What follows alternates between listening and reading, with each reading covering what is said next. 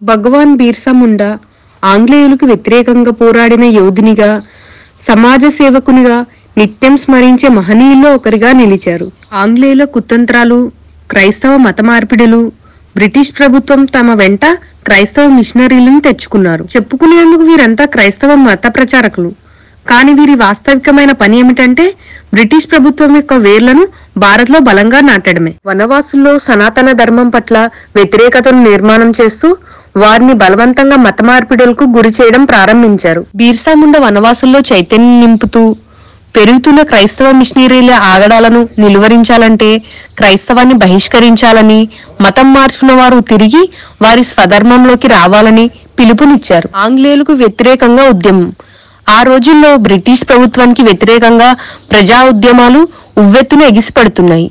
క్రైస్తవ పాఠశాలలను బహిష్కరిస్తున్నారు. బిర్సా తండ్రి క్రైస్తవ స్కూళ్లను వ్యతిరేకిస్తూ ఆయనను అక్కడ చదివించడానికి నిరాకరించారు. ఆనంద్ పాండే పరిచయంతో బిర్సాకు హిందూ ధర్మం యొక్క గొప్పతనం గురించి తెలిసింది. క్రైస్తవ మతంలోని దురాచారాలు, లోపాలను పాండే వివరంగా వివరించారు. ఆనాడు ఆంగ్లేయులు వనవాసుల భూములను అక్రమంగా ఆక్రమించుకుంటూ వాటిని తిరిగి ఇవ్వాలంటే మతం మార్చుకోవాలని షరతులు విధిస్తున్నారు. తిరగబడితే మరణశిక్షే. దీన్ని బిర్సా ముండా తీవ్రంగా వ్యతిరేకించారు.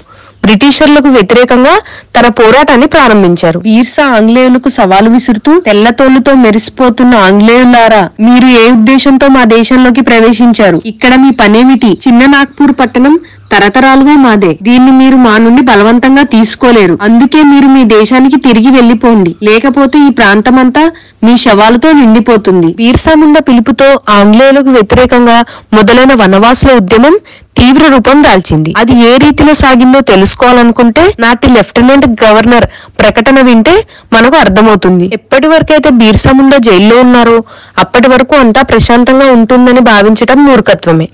వాస్తవంగా బిర్సాను ప్రభుత్వం బంధించి పెద్ద విస్ఫోటంపై కూర్చుంది. ఆయన ఉద్యమానికి చెందిన ఏ ఒక్క చిన్న నిప్పు కనికైనా దానిపై పడిందంటే క్షణకాలంలో అంతా భస్మమవుతుంది. భగవాన్ బిర్సా ముండా వనవాసులను తులసి పూజ చేయాలన్నారు. గోహత్యలు మహాపాపమని వివరించారు. రామాయణం, మహాభారతం, భగవద్గీతలు నిత్యం పఠించాలని, మాంసాహారం మాని సాత్వికులుగా జీవించాలని హితబోధ చేశారు. భగవాన్ బిర్సా ముండా రహస్య మరణం 30 మే 1900 సంవత్సరంలో ఆయనకు కలరా సోకిందనే వార్త గుప్పమనింది. జూన్ 9న ఆయనకు వాంతులయ్యాయి. అవి మరీ ఎక్కువయ్యేసరికి బిర్సా స్పృహ కోల్పోయారు. ఉదయం 9 గంటలకు వనవాసుల భగవంతుడైన బిర్సా ముండా తుదిశ్వాస వదిలి ఈ లోకం నుండి శాశ్వతంగా దూరమయ్యారు. సంపూర్ణ భారత్ లో, ముఖ్యంగా బీహార్, జార్ఖండ్, ఒరిస్సాల్లో నేటికి ఆయనను భగవంతునిగా భావించి పూజిస్తారు. బిర్సా దేశం, ధర్మం కోసం చేసిన త్యాగం, సేవలు వెలకట్టలేనివి. అది గుర్తించి మన కేంద్ర ప్రభుత్వం ఆయన విగ్రహాన్ని పార్లమెంట్ ఆవరణలో ప్రతిష్ఠించింది.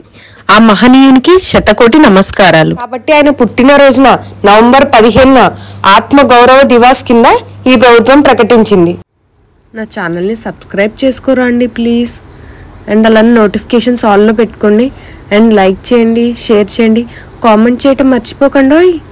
థ్యాంక్స్ ఫర్ వాచింగ్ అండి.